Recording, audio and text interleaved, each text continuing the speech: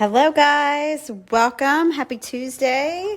Is it Tuesday? I always have to ask myself, like, what day is it? I can't remember. Hope you guys are doing well. We're gonna wait and let some people jump on here before we jump in. But it is nice and beautiful and sunny here, which helps the mood all around. So my kids are kind of done with school for today. I feel like as the weeks go on, it's harder to get them motivated to stay on track. But here we are. So I am excited to talk to you guys about Puffy icing today. So we have like some examples. I'm going to show you guys my icing in the bowl. We're going to talk about just regularly flooding your cookies and how to get that puffy icing. And then I want to talk about flooding icing in small spaces, because that's always a tricky piece to get. So, and I always get lots of questions about that. So, when I say, okay, not right this second, in just a little bit. Sorry, little 5-year-old interruption. When I say puffy icing, people might wonder, like, what am I talking about? So when I say puffy icing, I'm talking about when you outline your cookie and you go to flood, most people, if you don't want puffy icing, then you probably wouldn't be watching this. But most people want to have a nice puff over the top of their cookie, like so. Let me go grab another example that I have.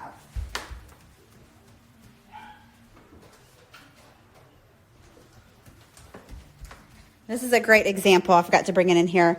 But this is a s'more cookie. He has multiple layers to him. But when I made him, I wanted to have this like puffy icing here on the top where the chocolate is.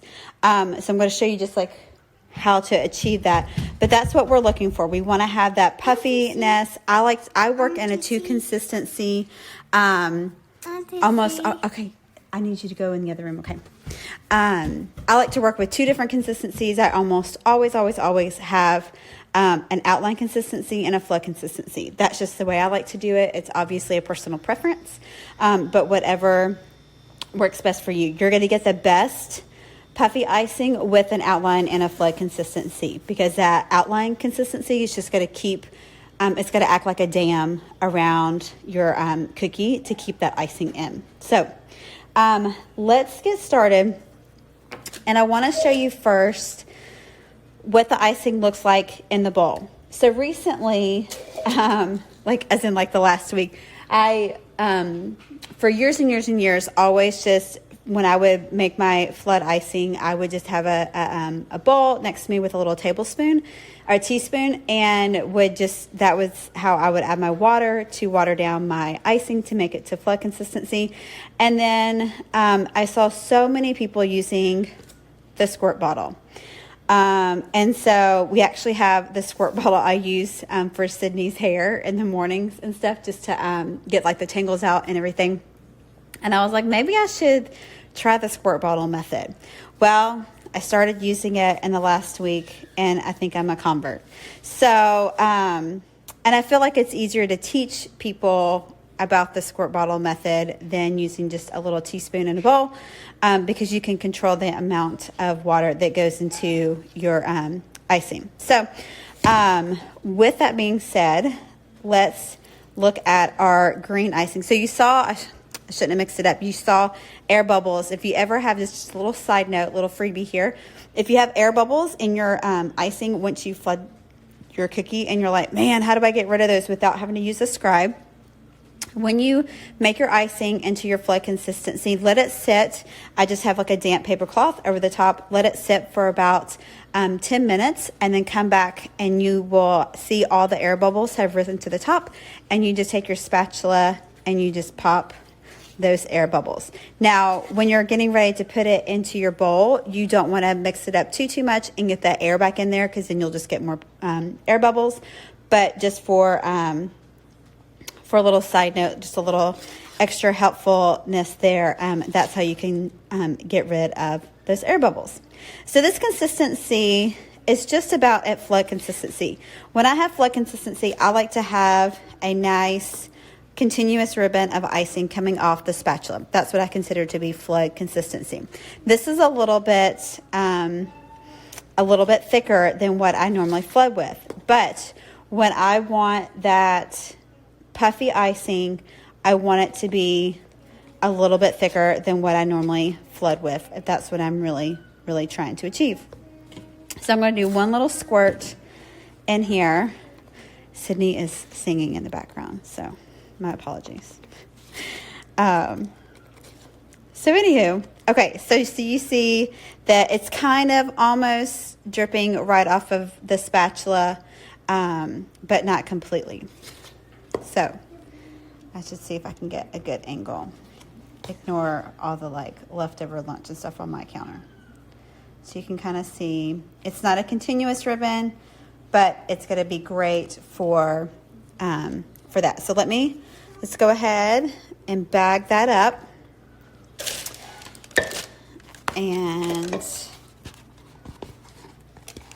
we're going to bag our icing here and get it. Hopefully you can't hear my dog in the background too as she's in her crate. Okay. So I just like to, when I put my icing in, I either tie it with a clip, which I have these fun new clips. I don't even have them listed in my store yet. Or I just tie it around like this.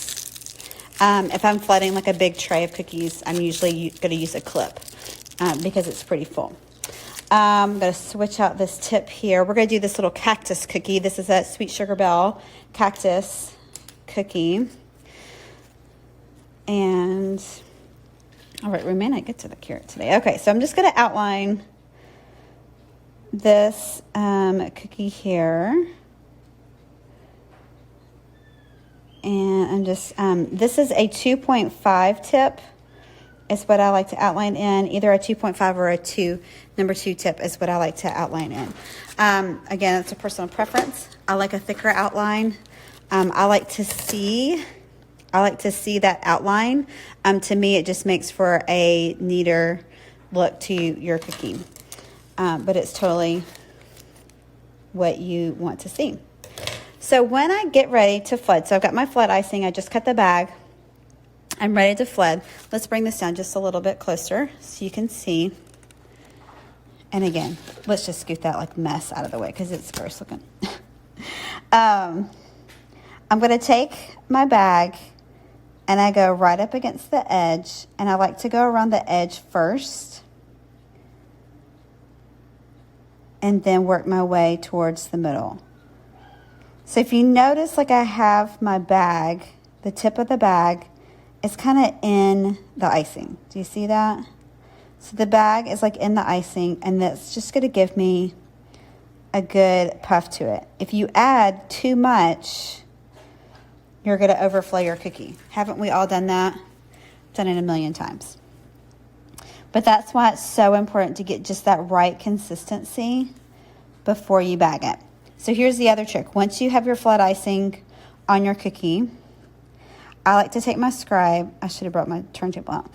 And I just use circular motions. I'm going to get a little bit closer. Little circular motion. I don't want to draw a line or anything because I don't want to disturb this outline here. So I'm just going to do these circular motions to get my icing as close as I can to that outline. You're going to give it a little shake, and it's going to be awesome. Another way is just to let, a lot of people ask, how long do I let the outline dry before I add my flood? It doesn't matter. So if it doesn't matter normally how quickly you do it, but if you want that puffy icing, wait a little bit, let it dry, and then add your flood icing. That will just help everything stay in place. Okay, so we're going to do a small area. That's our big area. Let's do our small area. So I'm going to use this red here on top. Normally I would let this dry for about an hour typically before I do another color next to it. But this is the smallest piping bag on the planet. I just made it just for you guys. All right, so I'm going to outline here this little flower piece of the top of the cactus. And the little trick that Corianne at Corianne's Cookies has taught is to take your outline icing, and when you're doing a small space like this, is to add just a squiggle of outline icing over the top there, in the middle of that space. And that just kind of keeps your icing from falling and cratering, but it also keeps it nice and puffy. So normally I would let that dry for probably about 10 minutes, maybe, depending on how many cookies I'm doing. I'm just working in an assembly line. So by the time I come back, that outline icing is going to be dry. I'm going to grab my flood icing, and I'm just going to fill in right over top of where I just outlined and where I just made that squiggle. We need to call that like the Corianne squiggle or something. So now I'm just going to use my scribe again and just get super close to that outline. And it's going to blend in pretty well because that outline's not super thick. But it's going to blend in and just make that nice puffy look. So let me see if I can turn this without dumping my cookie over. And so you've got that nice puff on your cookie. So there you go, guys. I hope that that was helpful, and I hope that you guys found that to be informative and helpful. But that is how you get puffy icing. You're going to use just a little bit thicker icing for your flood icing than you normally do. And use that squiggle for those spaces that are smaller that you don't want to have craters. That is what I have for you guys today. I hope that was helpful. I hope you guys enjoyed it. Let me know if you ever have any questions. Be happy to answer them. But I hope you guys have a wonderful Tuesday. Take care.